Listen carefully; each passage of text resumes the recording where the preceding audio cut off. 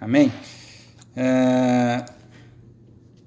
Normalmente, as nossas reuniões de oração, a gente tem, como sempre, né, uma palavra e depois a gente ora sobre essa palavra e intercede por N motivos, né? Hoje temos algo especial para a gente orar, depois eu comento. Aliás, não preciso comentar que o pastor postou, né, no grupo da igreja.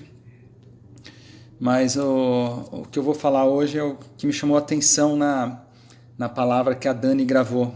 Não sei se todos vocês ouviram, pelo menos a primeira parte lá que ela gravou para os jovens, né?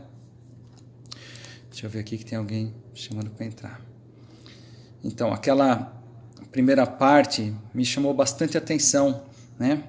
E quando ela falou que a nossa vida vai ser exposta para Deus. E ela até falou que ela tem vergonha de coisas assim, mas na hora que chegar lá não vai ter jeito, né?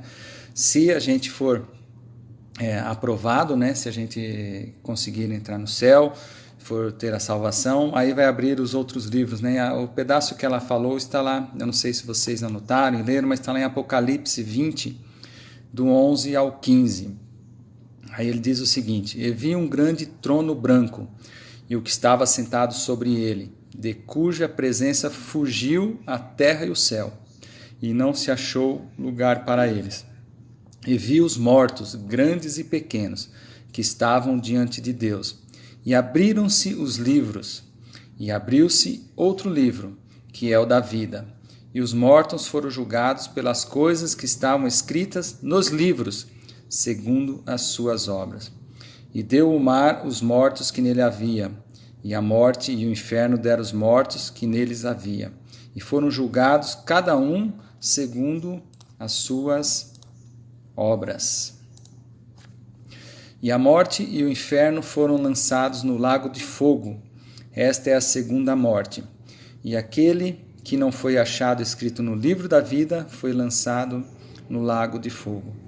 Essa parte que ela mencionou aqui foi que os mortos, né, foram julgados pelas coisas que estavam escritas nos livros. Nesse trecho aqui tem um pedaço também que eu gosto bastante, é quando ele fala, né, que a morte e o inferno foram lançados no lago de fogo. E a gente costuma falar, né, você vai para o inferno, vai para o céu.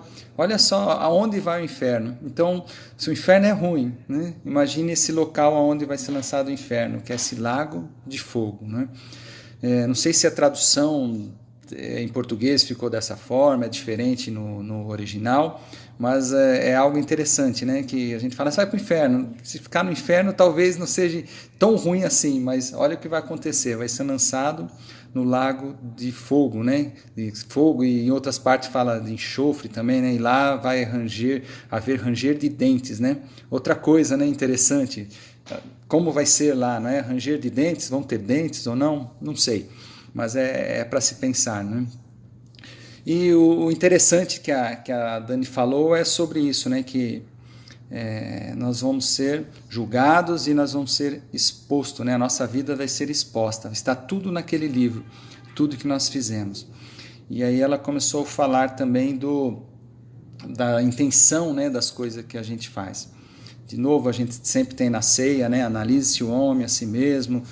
E às vezes a gente até analisa isso e analisa ela, como ela falou, de forma errada, né? A gente não se compara com as coisas da Bíblia, não é? Por exemplo, tem uma palavra bem simples, que a gente deveria se alegrar mais com a alegria dos outros, mais com o sucesso dos outros do que com o nosso. Aí começa a complicar, não é? Será que quando a gente vê o sucesso dos outros, a gente fica mais feliz do que quando a gente consegue as coisas? Se essa vida, né, nesse mundo capitalista, a gente desde pequeno aprende assim, né? Luta e vai conseguir, você vai ser melhor, você precisa ser melhor. E é aquela briga, né? A gente toda hora lutando, tentando ser melhor que os outros. Então,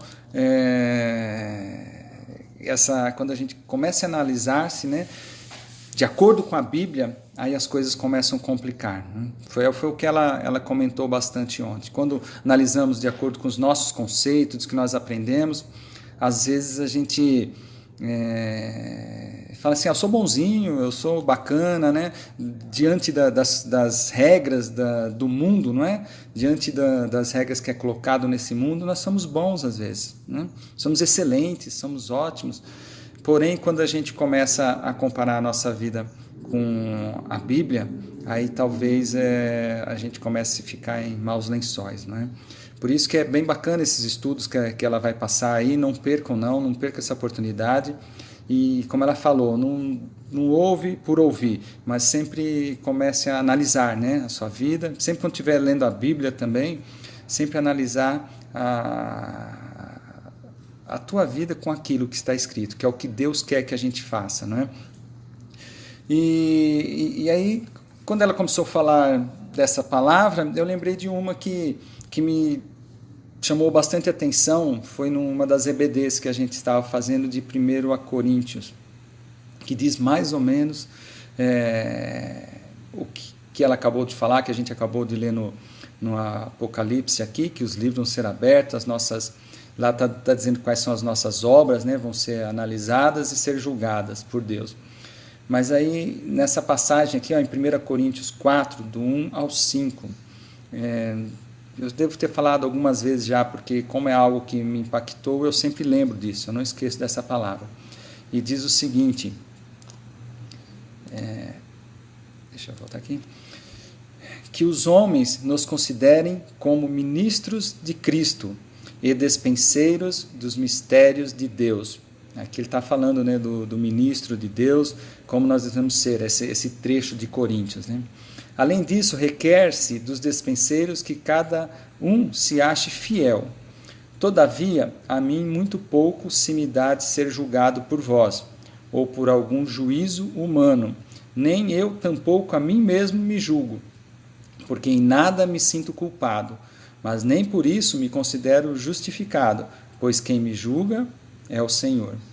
Aí o pedaço que me chama a atenção é esse aqui, ó. Portanto, nada julgueis antes de tempo, até que o Senhor venha, o qual também trará à luz as coisas ocultas das trevas. E esse pedaço, ó, e manifestará os desígnios dos corações, e então cada um receberá de Deus o louvor. Será que esses desígnios do coração está escrito no livro da vida, lá das obras, né, que nós fizemos? Como que é o nome do livro que ele chama aqui? E abriu-se outros livros, que é o da vida. Ele está dizendo, né? E abriram-se os livros, né? É isso. Será que esses desígnios do nosso coração estão nesses livros? Ou lá só tem as coisas boas que nós fizemos, talvez? Mas aqui Deus, o que eu entendo, né? Quando Jesus voltar, ele vai mostrar tudo que nós fizemos, como a Dani comentou ontem, né? Qual é o desejo do nosso coração? Ela deu bastante testemunho, exemplos até do Rogério, né? Das coisas que faz e não dá certo, mas lá no fundo do coração, a vontade, né? O desejo era de agradar a Deus. O que nós fazemos na igreja, então, principalmente para o crente, eu acho que essa palavra é muito interessante e muito forte, né? Porque tantas coisas que a gente faz, né? Será que o que a gente faz é voltado, né, para Deus mesmo, com valor? Essa oração, quando a gente vem orar aqui, não é? Tem a reunião de oração, que eu estou sempre à frente lá na sexta, é com amor que eu faço isso? É com vontade? Quando eu vou lá falar na EBD, eu falo isso com vontade? Aí isso é da minha vida, eu estou falando da sua. Quando você faz as coisas para Deus, é com vontade ou esperando algo apenas? É por amor que nós fazemos? E Jesus vai mostrar, não é? Aí a gente analisa, né? Diz, analise o homem a si mesmo. Porém tem outra palavra que diz que o coração do homem é enganoso. Então, quando Jesus voltar, ele vai mostrar exatamente tudo que a gente fazia, como que era o nosso coração quando a gente estava fazendo o bem, fazendo a vontade dele, o que está escrito na palavra dele. Fazíamos por fazer ou para se mostrar, não é? E isso, quantas pessoas, né, como a Dani falou, né, para alimentar o ego, que gosta de pregar, de louvar, mas no fundo não é para Deus. E isso no louvor o pessoal tem falado bastante, né? O Tiago fala bastante disso. Nós estamos fazendo isso aqui, louvando para nós aqui se apresentar, o louvor é para nós, isso acho que o pastor fala bastante também, né? O louvor é para nós ou é para Deus? É para agradar a nossa vida ou para agradar a Deus? Quando fazemos as coisas aqui do reino, é para agradar a Deus, para agradar as pessoas, ou simplesmente para nos agradar? Ou é algo em troca que nós fazemos? Então, isso me chamou bastante atenção, né? O que a Dani falou. Ela também disse, né, que aquele testemunho do pastor, né, que foi fazer algo em outro país e ele foi na igrejinha lá, estava escrito, né, Deus ouve, Deus vê e Deus conhece, né? Então ele sabe de tudo, né? Ele sabe de tudo, ele está em todos os lugares, né? Tem uma passagem na Bíblia que diz isso: aonde quer que você esteja, no fundo do mar, onde você estiver, ele está vendo, né? Ele é onisciente, onipresente, onipotente. Então não tem como fugir dele. E ele conhece exatamente o nosso coração, tudo que fazemos. Tem algo de novo aqui que eu estou falando? Com certeza não, não é? Não tem nada de novo, não tem nenhuma novidade. Aliás, quem já leu a Bíblia inteirinha, por exemplo, tudo que se fala, normalmente já ouviu falar.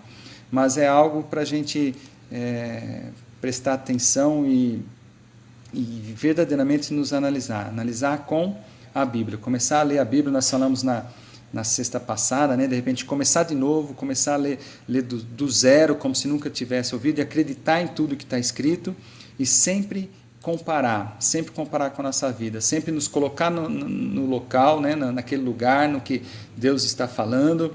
Será que a gente está engajado naquilo? A gente está realmente fazendo o que Deus quer ou não? Hoje, de novo, né, nós vamos estar orando aqui. Qual que é a nossa vontade? Nós vamos estar intercedendo por vidas, né, que têm problemas.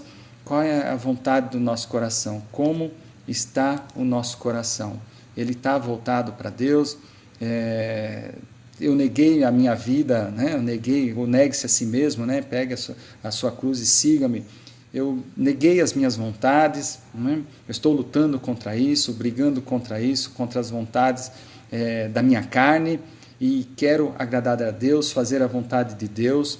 Quero que as pessoas que estão do meu lado, né, progridam, que elas tenham cada vez mais, que elas sejam felizes, que elas venham conhecer a Deus. Ou eu faço algo porque é uma obrigação, né? Eu vou na igreja, eu falo porque é uma obrigação, Deus mandou ir na igreja, como eu fazia antes de ir na igreja cristã, né? Na igreja católica, por exemplo. Você sabia, você tinha um ritual, você ia lá porque todo domingo era dia de ir na igreja. E será que às vezes nós não fazemos isso? Vamos lá sem vontade, fazemos um monte de coisas, mas sem vontade, né, de realmente estar agradando a Deus. Então essa era a palavra que eu queria falar hoje, né, que a gente poderia estar orando para as nossas vidas aqui, quem está ouvindo está conosco hoje, para que a gente peça para Deus ajudar a gente a trocar o nosso coração, colocar esse coração cheio de amor, e toda a obra que a gente fizer seja para Ele, né? Tem outra palavra que diz: tudo que fizer, faça como se estivesse fazendo para Deus. E se a gente conseguir isso, com certeza a nossa vida vai ser muito, muito melhor, seremos muito mais felizes, vamos ter a paz de Deus. Aí eu vi hoje no Facebook, eu tenho um amigo de trabalho, quer dizer, ele não está mais lá na GM, que ele foi demitido há algum tempo atrás, um americano, e ele começou a postar, ele posta um monte de coisa no Facebook, e eu percebi que ele é católico, né? Ele é lá dos Estados Unidos, mas ele é católico. Ele postou um comentário do Papa hoje, do Papa Francisco, e ele estava falando algo parecido com isso. Ele estava falando da felicidade, né? Eu não lembro exatamente como, mas ele dizia o seguinte, né? Nós temos que ser felizes, buscar a felicidade, mas quando a gente fica feliz, quando as pessoas do nosso lado estão felizes, que a gente fica mais feliz quando a gente é usado para que essas pessoas sejam felizes, aí sim que a gente é feliz, não é? Essa felicidade que é boa. É mais ou menos isso, né? Que a gente, então, que o nosso coração esteja voltado para esse Deus, para a obra dele, e que a felicidade do próximo, né? Que a alegria do próximo, que seja mais importante para nós do que a nossa própria alegria. Se a gente vê os ministros de Deus, os discípulos, com certeza eles agiam dessa forma, né? Imagina a felicidade deles quando pregavam lá para uma multidão e não sei quantas pessoas convertiam, eram cheios do Espírito Santo. E da mesma forma, o pastor acho que já deu algum testemunho dessa forma, né? A alegria dele quando ele vê alguém se converter, alguém que estava no mau caminho e se converte. Que a nossa vida seja assim também, né? Não só a minha, mas a de vocês também. E eu queria orar por nós por isso, né? Para que o nosso coração seja transformado, né? Que a gente busque essa transformação na nossa mente, no coração, no entendimento e que, né, de novo, falando de fé, né? Vamos fazer a nossa parte e ter certeza que Deus faz a dele, que é como, acho que em Ezequias, ele troca o coração, ele põe um coração, troca de pedra e põe um coração de carne. Amém? Era isso que eu queria falar sobre a